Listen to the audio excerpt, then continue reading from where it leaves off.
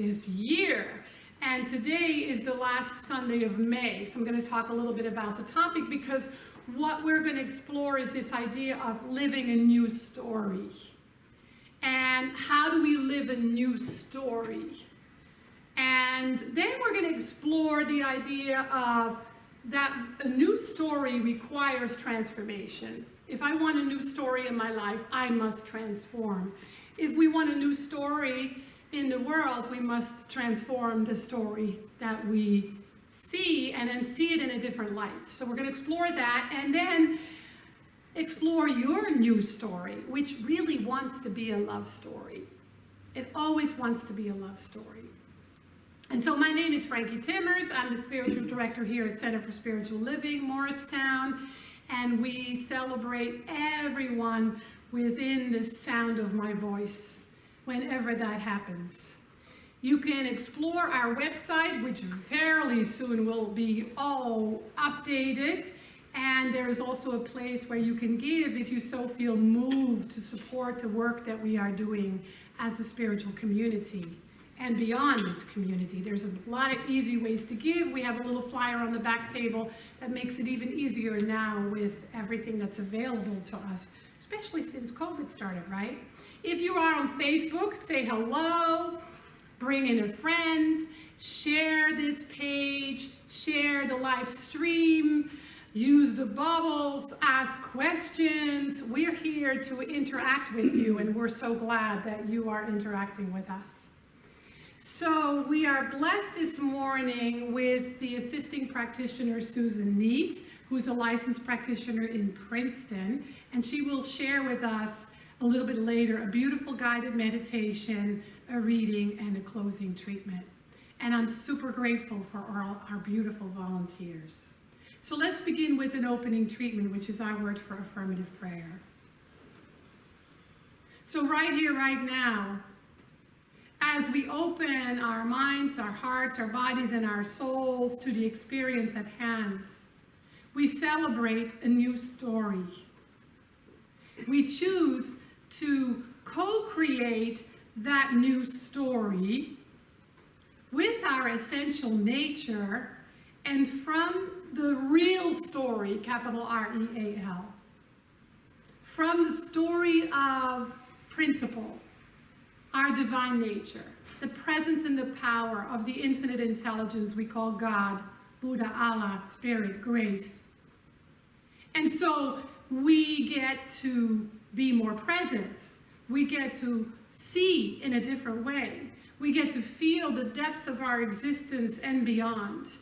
And we get to make choices that not only support our highest and best, but all those around me, all those around us.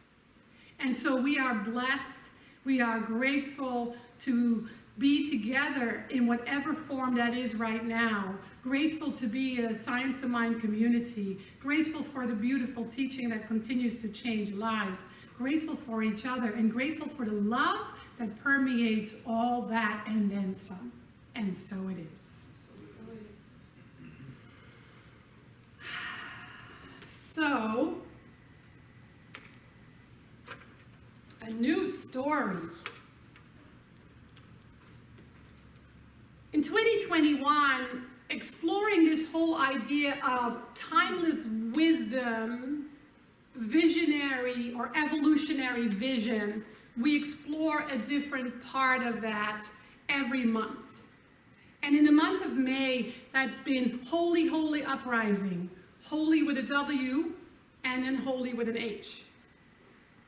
And it's been challenging, because we've called upon some of the things that are happening in the world that are very real to humanity, and we've challenged our own and each other's thinking about that. It wasn't always comfortable, that I know. But when we think about it in the context of Memorial Day, then it's not surprising, because when we really think about Memorial Day, that's uncomfortable and painful as well. It was first Decoration Day 3 years after the Civil War in 1868, when the Civil War ended in 1868, and it honored all those who had fallen during wars. It became an official holiday in 1971. And as far as I understand, and the research that I did, over a million people have died in the wars, all the wars together. So let's just take a moment to feel that, to think about that we are here today because of their sacrifice. So close your eyes just for a moment and take a breath, because sometimes when we hear of something challenging, uncomfortable, or painful, or grief-filling, we hold our breath. So we now do the opposite. Take a deep breath. And just feel yourself honor those who sacrificed their lives to keep us safe. Regardless of our opinion about war, peace, it's simply a way of honoring that life is always sacred, and that when it's lost, it affects many others.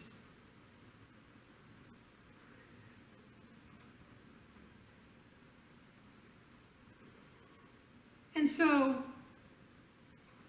when we deal with darkness, tragedy, difficult times,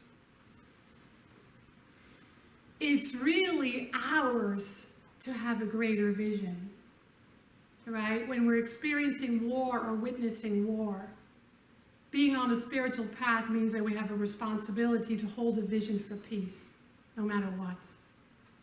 When we experience challenges at home or in our lives, it's okay to be challenged and to struggle, but it's important not to stop there and then go to the next choice, which is, what is my vision for this experience?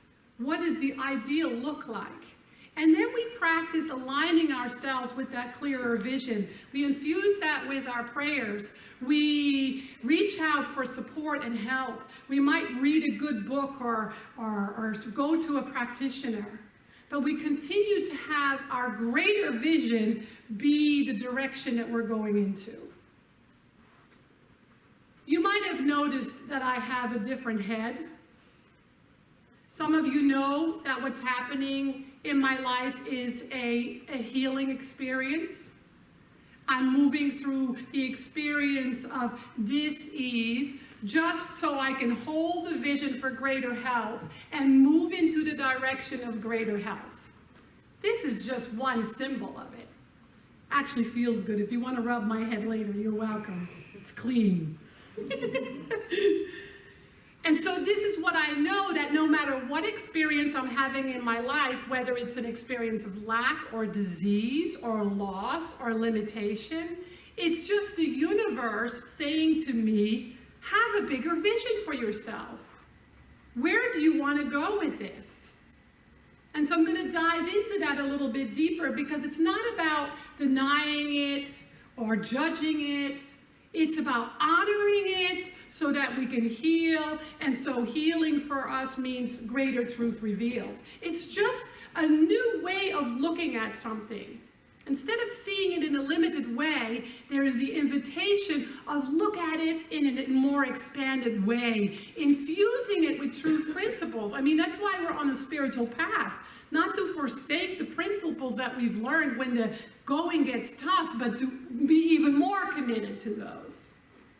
And so the new way of seeing is seeing it from truth with a capital T, seeing it from principle with a capital P. And each of us has a story.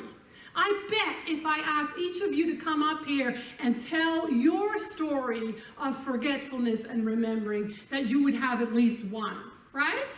At least one? Yeah, at least one. And so mine at the moment is experiencing that awakening through a health challenge. And I'm okay with that. And I invite you to hold a higher vision with me, because anything else, keep it, right? And so we are studying, can we talk to God in the practitioner training? And I want to tell you that the book is on the book table out back, but it's a different one. I found out there's two different ones with the same title. That's a typical Ernest Holmes. But this one is has some chapters in the back that are not in the other one. But I want to read a couple of paragraphs, more than I usually do, because each one has a very specific essence around creating a new story. Because it really, to me, an Ernest Holmes book is not just a book. This for me is like a Bible. It's like a study guide. It's something that I don't just read and then throw back on the shelf. It stays with me. That's why I always have tags and highlights and all that. So I want to start on page 121, where it says, the creative nature of our thought involves the sum total of the content of our mind. This means that our habitual thought patterns are being reflected in our images of thought. Also, the subconscious mind is a great creative reservoir. Then we are all immersed in and experiencing the collective consciousness. And it is operated through each of us to a greater or lesser degree. Any negativity of thought we are aware of arises from such sources may be changed by consciously identifying ourselves with and maintaining only good positive ideas. Such new identification thus becomes the law of our life. We know that consciousness creates our reality. Here it gets very specific. It goes on saying, if everything there is the operation of intelligence, on or through law, the word of God upon the waters, then our every word is an idea which automatically has the seed of fulfillment in it. The idea is the seed that takes root in a law of mind, which in turn produces the results. We do not change reality, capital R. We do not change reality. But our thoughts are like writings on a blackboard. They may be rubbed out and replaced by others. We must not only continuously identify ourselves with the desires of our heart, being certain they do not deny goodness, but must erase and remove all contrary ideas. So this is inviting us to become very aware of what we're feeling, what we're thinking, knowing that it's powerful. It creates our reality. It goes on, we have to learn that if we want to draw out of the divine nature that which is in it, we must cooperate with the nature of its being. That is the only limitation that is set on humankind. What we may believe about it will not change it. And then it says, to experience goodness, we will have to identify ourselves with goodness. That's not easy. For instance, we start the day by saying, I'm going to believe only in harmony, and then we see a headline in the paper, we listen to the radio, or we talk to each other. Then we say, well, harmony is in God, in heaven. I wish it were here on earth.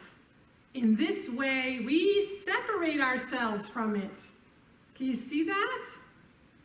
We should not only refuse to comment on the discord, but we should not even dare to hold it in our thought. Talk about challenging. To think about a thing is to will to do it, and to have the will to do it is to bring it into our lives. We will have to learn to think straight. And the last part. I'm going to skip that. Where is it? Oh, the law of mind works as a law of identity. So this invites us to really think about, where is my identity? Where do I place my identity? The law of mind works as a law of identity, producing identically the content of our thought in and as our experience. It works by involution and evolution. We must get the ideas into the mind and allow them to work out. But very frequently, people do not realize this and do not give the law even a chance to work. It's like planting seeds in the garden and then tearing them up again before they come to fruition. We must watch the seeds of thought and cultivate them. We must separate the ideas with intelligence, separating the wheat from the chaff and saving the wheat. God always gives the increase if we trust in and rightly use the law of God's nature. It's as simple as this. Last thought. We are surrounded by an infinite law that can do anything. There's no limit to it. And it doesn't know anything about big and little. But what the law does for us, it must do through us. So let's think about the old story and the new story. Again, there's nothing wrong with our old stories. It's just a story. It's what we place upon it that creates the experience. And so maybe you can think of your past and you remember an old story that you've been telling over and over and over and over and over and over again. It's a story where you felt you were a victim. I was abused. I was bullied. I was sick as a child, and so I don't have friends. My parents were in the military, so we moved around a lot, and it was miserable. I don't know, whatever that story is, you can keep that story. But if you keep that story, you can't create a new story. So it's really being willing to look at it in a different way. I've had a few experiences in my past where I had to do that. And the freedom to let go and forgive and start telling a different story is so joy-filled. To the point where the perpetrator in my life, I came to love him and have compassion for him. That's freedom. Because he was my teacher. And so feeling like a victim often is an old story wanting to be told in a new way. How do we do that? Well, we think of it as a victor, as an overcoming, as a hero or a heroine in the story, as something that taught you something and you learned and you grew because of it. There are a gazillion stories out there, whether they're on books, TVs, or in the movies, that inspire us that way. And so we have to tell the story in a different way, right? One that has the energy of growth, learning, and evolution in it. And then there's looking at what it is that we believe about the old story. Most of the time, the old story that makes us suffer is a story that has a belief attached to it in lack and limitation. That's a block, right? But a new story says, wait a minute, if principle is always operating, if God is all there is, if love is all there is, then I have to see it in a new way. It was something knocking at my door so that I could heal, grow, and expand my life. The old story very often has struggle. Oh, it's so hard. It's so hard. It's been so hard. Of course it's hard. If you tell yourself over and over and over and over and over again, it's hard. What if you said, what if it's easy? That's the new story, right? What if it's easy? What would that look like? And how would I experience that? These are all things, by the way, I am practicing right now in my life. Instead of complaining and cursing and blaming, we say, wait a minute. I was there at each of those stories. How can I find one thing to be grateful for instead? That's often the invitation, right, when we're complaining, is to instead focus our attention on gratitude, because then you are creating what you want instead of creating what you don't want. And then there's the identity part that I read from the book. Is your identity in your past? The past stories that you tell yourself, the experiences that you had? Or is your identity bigger than that? I am not my body. I am not any diagnoses. I am spirit in physical form, There's much more going on than some off-kilter cells in my body. And that's powerful because it affects everything. Can you see that? And so the last one is that the old story is usually just about you. And you've become a little stuck in it. You've become a little self-absorbed, maybe a little narcissistic. The new story is all of us. And when we see that our new story is all of us, what we come to learn is that we're never alone. That just about everybody we meet has a story of tragedy, tyranny, pain, loss, sadness, disease, abandonment, neglect. And so maybe the universe has a different intention with all of our stories than to suffer. So, your new story. My new story then becomes the contribution that we make to a new story for everyone, to a new world story. I recently posted on Facebook, it got a lot of comments. Let me say that first. Let's get rid of guns. Oh, wow, that's an interesting comment to make on Facebook. It was fun because I got to see dialogue, right? Because my vision is a world without violence. That's my vision. I will never give up that vision, a vision without violence. And so I had some people privately say to me, well, that's never going to happen. How can you even have that as a vision? I won't tell you what I said. It wasn't any swearing. It was just like, I disagree. I hold it as a vision, and I believe it is possible. And so I look for those who want to join me in that, right? And so the question is, how does my story contribute to the vision that I have for the world? And am I evolving as a spiritual being with the old stories that don't serve me anymore and the new story that I have created? And so how do we do that? Well, we take advantage of all the storytellers on the planet, all those writers of amazing books, and we take from their wisdom, not just to go read it and go, that's nice, and post it on Facebook or Twitter, but to live that. And so I want to share 3 of them. The first one is by Mark Niedt, who's one of my favorite authors. And he said, in many ways, our stories are a part of one story. Our pain is part of one pain. Our surprise at the beauty and fragility of life is part of one chorus of awe. Imagine if we start with awe for all of our stories, no matter what.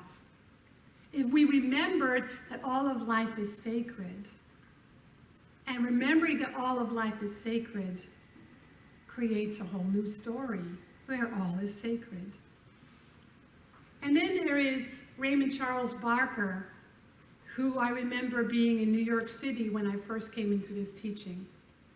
A wonderful writer, and he was a wonderful speaker. He says, check your thinking of even the past hour. Check your thinking of even the past hour. It will reveal where you stand in the hallways of mind. It will reveal where you stand in the hallways of mind. Some people do that as a practice. They set their timer on their watch or their phone, and they check their thoughts every hour, just to check in. And the third one is by Dr. Ernest Holmes from this thing called You. This is the story of your life. Just keep right on knocking at the doorway of your consciousness until every no becomes a yes, every negation an affirmation, and every fear a faith. This is the story of your life. Just keep right on knocking at the doorway of your consciousness until every no becomes a yes, every negation an affirmation, every fear a faith. And so the invitation that I have for all of us is to choose a new story. But to choose it as a love story, because that's really what it is. Your and my story is a love story. It's a love story because love is all there is. And love dissolves all unlike itself, whether that's lack, limitation, loss, disease, fear, anxiety, worry. It is love that heals that. So really, your and my story is always a love story. It's a story of love unfolding by means of its creation. And so really, the simplicity of that is that we're in service to love. You and I are in service to love, and that's a love story. And that's bigger than you and me. That's bigger than we will ever experience the outcome of, because it includes the whole, the all, and the forever. So it is. Okay, so now we have the beautiful Susan Niedt, licensed practitioner in Princeton, share a guided meditation, a reading, and then a closing treatment. And we're going to have some music after the recording because of the whole copyright story. Thank you. Hello, it's a privilege to be here, as always, and to see people brave enough to be here and glorify God's name. And hello to all of you out there. It's always interesting. We're not separated, but we are in a physical sense, but certainly not in a spiritual sense. So, I thought we could all participate in support of Reverend Frankie's vision. Seriously, because where there is love, there is no violence. So we are here today to accomplish the miracle of love. So I'm going to do a guided meditation around that idea of love, and then I'll do a reading by Ernest Holmes and end in a treatment. So if it is available to you and you are comfortable with it, I would invite you to stand up, because I want us to get a physical sense of that space around us, which is, of course, God's presence. God is holding us up. God is supporting us. And if we're in meditation, and of course standing with your eyes closed is a feat to some, simply glance down at the floor, and that is perfectly fine. So first, let's just take a beautiful, loving, deep breath in through our nose and sigh it out. And as we do that, we recognize that our breath is a breath of God. God is omnipresent. So let's take another beautiful breath and feel the presence of God within us.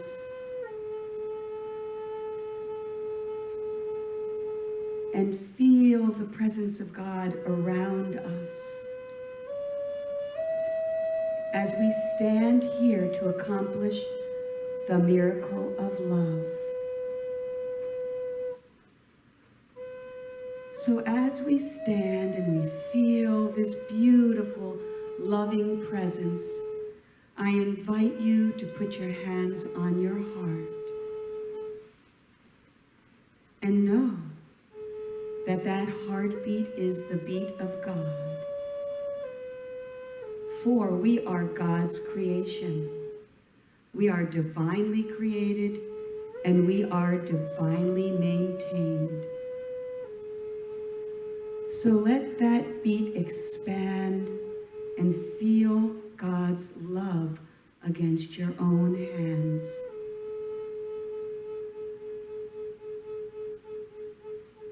And just be with love. Knowing that each breath you take is a breath of love. Knowing that you stand surrounded by love. And now very gently bring your hands back down, but slightly outstretched. Because now we breathe in the love and we send it out through our fingertips. So it is a circle of love, of bringing the love in and letting the love flow out. Out to everyone here, to everyone watching, and out to the world. Because where there is love, there is no fear, there is no dis-ease, there is no disharmony, and there is no violence. There is peace and the grace of God. So feel that energy pulsing out through your fingertips, knowing that that is God's presence, using your beautiful God-created body as a conduit for expressing love and light to yourself, to your community, and the world. And now just standing in that sweet repose and in that beautiful silence of peace, I'm going to read some beautiful words by Ernest Holmes, and I invite you to just be with those words. Take them in to your heart. The circle of love is complete. It comprehends all, includes all, and binds all together with cords of everlasting unity. Our love is complete within us. The love of God binds us to itself and will not let go. We make a home for you, O my wonderful love, and we journey through life hand in hand. We sit in your presence and learn the wondrous things you tell us, for you are God. And as we all stand together in the presence of everlasting love, I speak these words. Yes, love. Love is ever present. Love is all there is.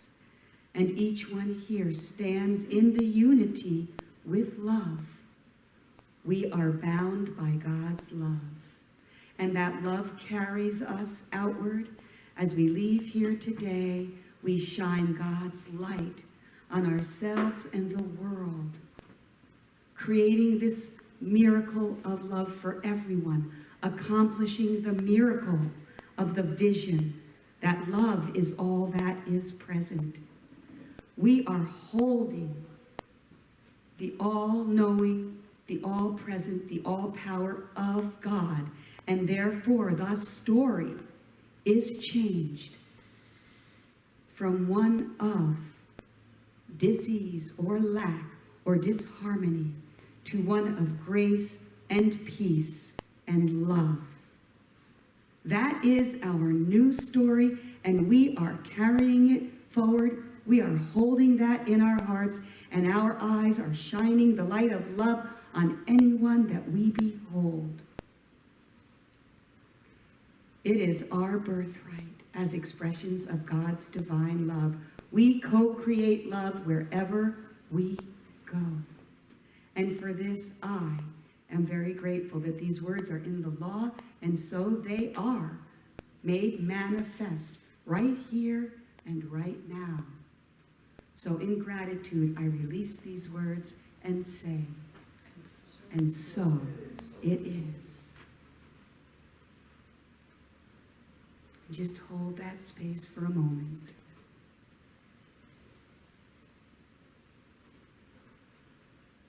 And when you are ready, bring yourself back into the room, and you may sit down.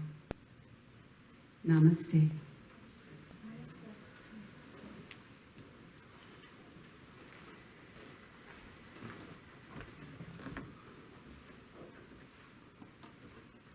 Thank you, Susan. Look at all this brightness in here, all these bright lights.